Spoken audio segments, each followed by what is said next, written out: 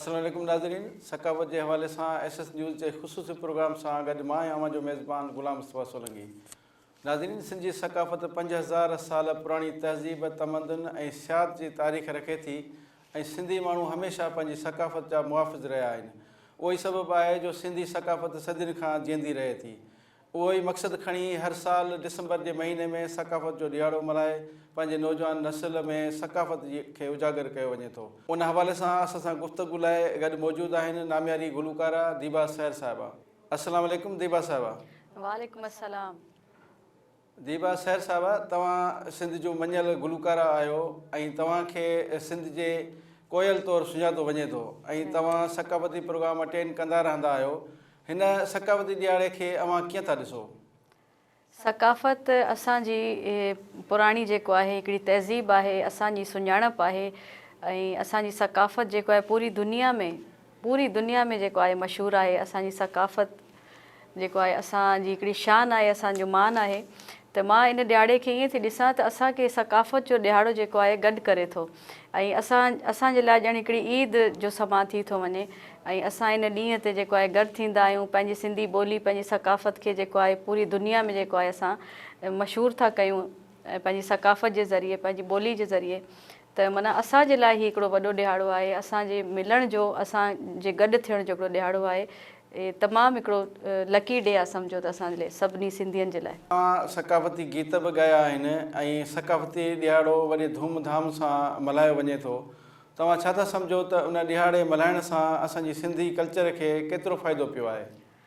तमामु वॾो फ़ाइदो पियो आहे, तमामु घणो फ़ाइदो पियो आहे। असांजी जेका तहज़ीब आहे, असांजी जेके ॿोली आहे, पूरी दुनिया में जेको आहे असां जेको हीउ ॾियारो मल्हायूं था त सिर्फ़ु सिंध में न पर सिंध खां ॿाहिरि बि जेके आहिनि फॉरेन कंट्रीज़ जेके आहिनि उते बि असांजो हीउ ॾियारो जेको आहे तमामु हिकिड़े वॾे पैमाने ते मल्हायो थो वञे ऐं पूरी दुनिया खे ख़बर थी पवे त असांजो हीउ जेको हिकिड़ो ख़ासि ॾींहुं आहे असांजी सकाफ़त जो ॾे, उहे पूरी दुनिया में मशहूरु थो थिए, पूरी दुनिया उनखे ॾिसे थी ऐं पूरी दुनिया खे ख़बर आहे त असां सिंधियुनि जी हीउ सकाफ़त जो ॾियारो आहे ऐं असां मल्हायूं था। दीबा साहिबा, सिंधी सकाफ़त जो ॾियारो ईद करे मल्हायो वञे थो ऐं दुनिया जे ॿियनि मुल्कनि में बि सिंधी सकाफ़त जे धूम मतल रहे थी ऐं सिंधी गीत बि ॻाया वञनि था। जीअं तव्हां ॻाल्हि कई त सॼे मुल्कनि में उहो हले थो। उन हवाले सां फ़नकारनि खे कहिड़ो फ़ाइदो पियो आहे?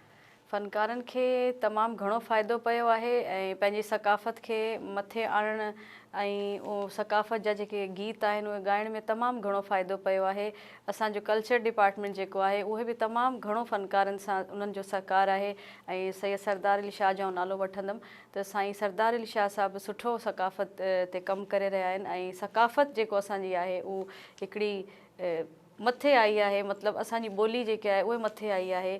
असांजे कल्चर डिपार्टमेंट जेको असांजी हिन सकाफ़त खे, असांजी सिंधी ॿोली खे इलाही मथे आंदो आहे, जंहिंमें असां फ़ख़्रु महसूसु था कयूं त असां सिंधी आहियूं, असां सिंधी असांजी ॿोली आहे ऐं असांजी ॿोली पूरी दुनिया में मशहूरु आहे।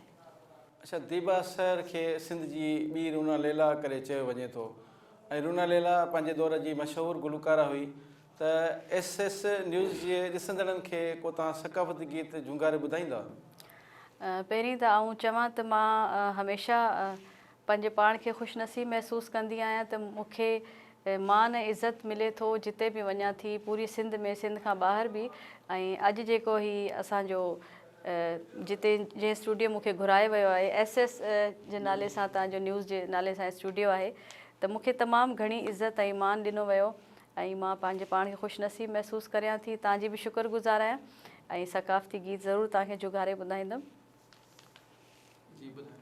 मुंहिंजा मारूअड़ा शल शाद हुजनि ओ, मुंहिंजा मारूअड़ा, मुंहिंजा मारूअड़ा शल शाद हुजनि, करे मौला कॾहिं ॾुखियो ॾींहुं न ॾिसनि ओ, मुंहिंजा मारूअड़ा शल शाद हुजनि हो, मुंहिंजा मारूअड़ा, मुंहिंजा मारूअड़ा शल शाद हुजनि, करे मौला कॾहिं ॾुखियो ॾींहुं न ॾिसनि ओ, मुंहिंजा मारूअड़ा।